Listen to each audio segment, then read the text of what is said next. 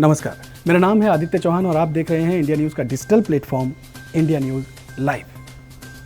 पिछले 34 दिन से किसान दिल्ली के आसपास सरहदों पर, बॉर्डर पर बैठे हुए हैं। किसान आंदोलन पिछले 34 दिनों से जारी है और उम्मीद ये की जा रही है कि 35वें दिन शायद किसानों में, किसान संगठनों में और सरकार के बीच कोई आपसी बातचीत हो जाए और इस बातचीत में जो मतभेद हैं वो दूर हो जाए, सुलह हो जाए आपस में और ये जो किसान आंदोलन चल रहा है ये ख़त्म हो जाए, ऐसी उम्मीद लगाई जा रही है।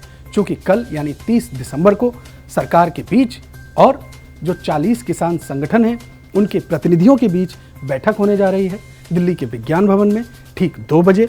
और इस बैठक से बहुत ज़्यादा अपेक्षा है पूरे देश को कि शायद दोनों के बीच में यानी किसान संगठनों के बीच में और सरकार के बीच में आपसी सुलह हो जाए, आपसी बातचीत हो जाए और रजामंदी हो जाए, जिससे ये जो किसान आंदोलन दिल्ली के सरहद पर, दिल्ली की बॉर्डर पर जो चल रहा है वो ख़त्म हो जाए। क्या 35वें दिन ये डेडलॉक ख़त्म होगा? निगाहें सबकी बनी हुई हैं, लेकिन इससे पहले किसानों ने 4 मांगें सामने रख दी हैं। किसानों की मांगें हैं 4। क्या इन्हें मानेगी मोदी सरकार? ये 4 मांगे क्या हैं, इन्हें एक एक करके समझते हैं।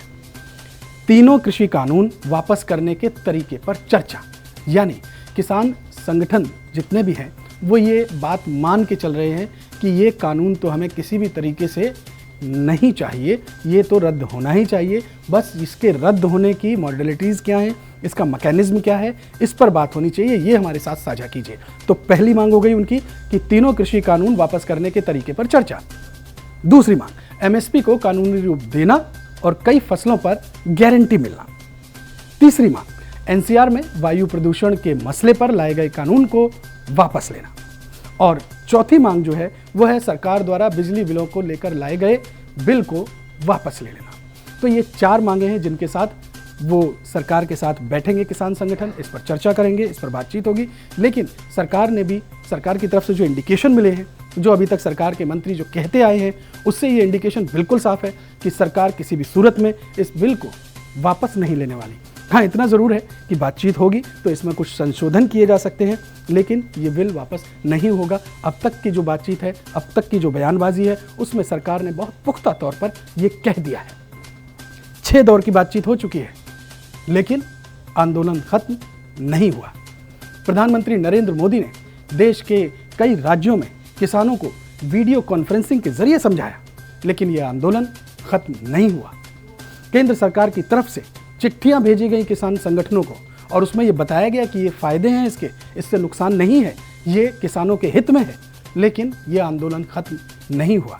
केंद्र सरकार का मानना है कि किसानों को भ्रमित किया जा रहा है, अफवाहें फैलाई जा रही हैं, गलत बातें बताई जा रही हैं।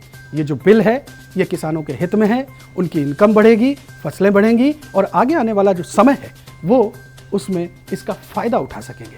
लेकिन किसान जो है वो एमएसपी को लेकर और तमाम सारी चीज़ों को लेकर के इस बिल से बिल्कुल भी खुश नहीं है और इसको लेकर के वो चर्चा करना चाह रहे हैं, इस बिल को बिल्कुल ख़त्म करना चाह रहे हैं और वो चाहते हैं कि सरकार बिल लेकर के आए, लेकिन उससे पहले चर्चा हो और नया बिल तैयार किया जाए।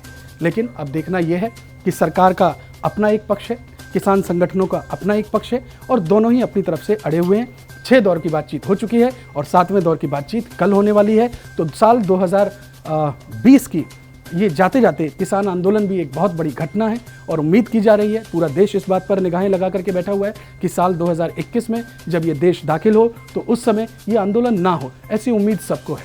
लेकिन कल की बैठक में ये साफ हो जाएगा कि ये आंदोलन आगे जाएगा या फिर यहीं पर ख़त्म हो जाएगा।